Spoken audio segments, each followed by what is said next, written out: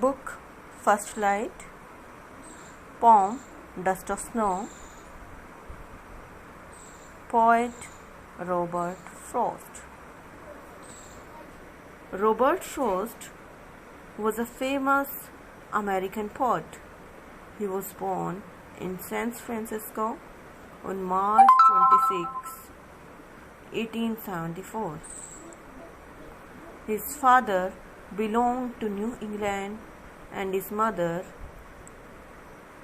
was a Scottish immigrant. Frost was the most celebrated poet in America. Dust of Snow is a small poem written by him.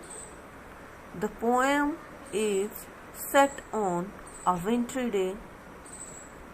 In this poem, the poet describes a simple natural happening when the snow is falling heavily.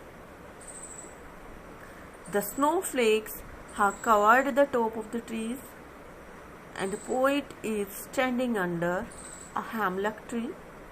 Hemlock tree is a poisonous tree.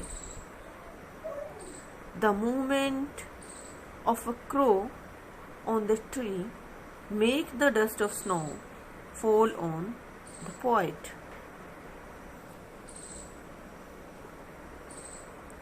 The crow, a symbol of ill omen, and the hemlock tree associated with the person are not auspicious things. These things, when joined together, doesn't bring good luck. However, in the second stanza, the falling of snowy flakes and the scene leave a tremendous effect on the mental state and mood of the poet. So far, the day has been quite gloomy and a wastage for the poet. But this ordinary incident, this natural happening, suddenly brings a change in the poet's mood. It pleased his heart. He realizes that the falling of the snowy flakes on him has saved some part of the day. Now he has no regret, as whole of the day has not gone waste. So let's read the poem. The way a crow shook down on me, the rust of snow from a hemlock tree. Way means manner. Shook the snow dust down. Hemlock is a poisonous tree. Poet in this poem is saying, all of a sudden a crow comes from nowhere. The crow sits on a hemlock tree. A lot of snow dust has already covered the top of the tree. The movement of the crow, the sudden arrival of the crow, brings some dust of snow down. The fine dust of snow falls on the poet's head, who is standing under that hemlock tree. So it was a winter's day. The tree tops were covered with snowflakes. Poet was standing under such a tree that was also covered with snow. The snowflakes fell down upon the poet's head when poet was standing under the tree. The mass of snowflakes was so light and fine that it looked like the dust of snow.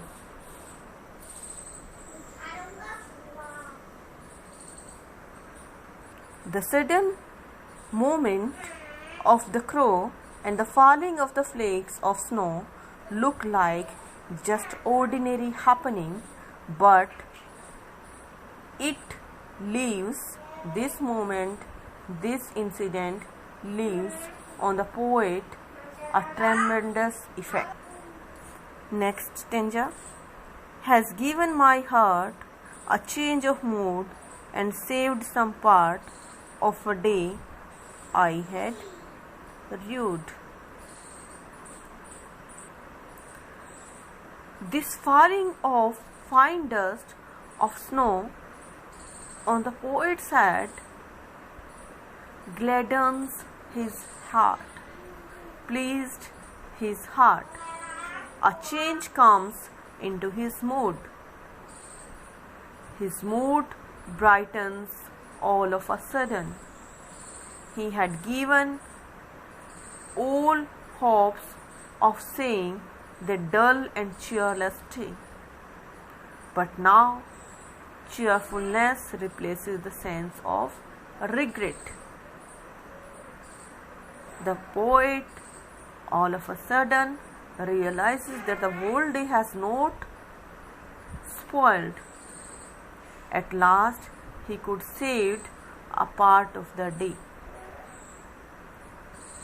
The act of falling of the fine dust of snow has cheered his heart and mood. Yes, it is very true that our mental condition depends on our surroundings. For example, if we go at greener places or nearby waterfalls, we feel immense pleasure. The poem also described the same thing. When the poet was sitting under a hemlock tree in a sad mood, but when a crow shakes this tree and the dust of snow falls on the poet, it changes the poet's mood, and it changed into a pleasant incident.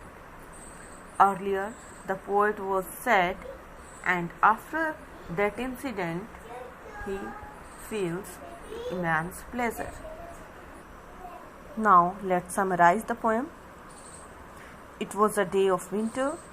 It was snowing all around. A fine dust of snow had covered the tops of the tree. A hemlock tree was standing there. The top of the tree was covered with the dust of snow, and the poet was standing under the tree. Suddenly, a crow came and sat on the top of the tree. The sudden movement of the crow made the dust of snow fall down.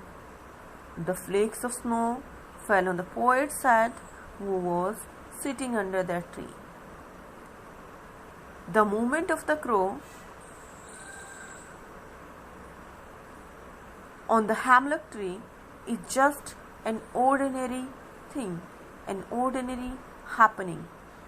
There is nothing great with it. On the other hand, the crow stands for ill omen that brings bad results for anyone, and the hemlock tree is a poisonous tree.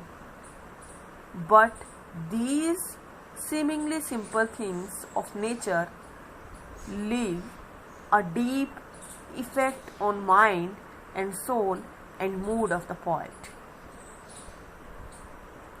This ordinary incident leaves a deep impact on poet. So far, it has been a very dull and sad day for the poet. The day has gone well for him by that incident.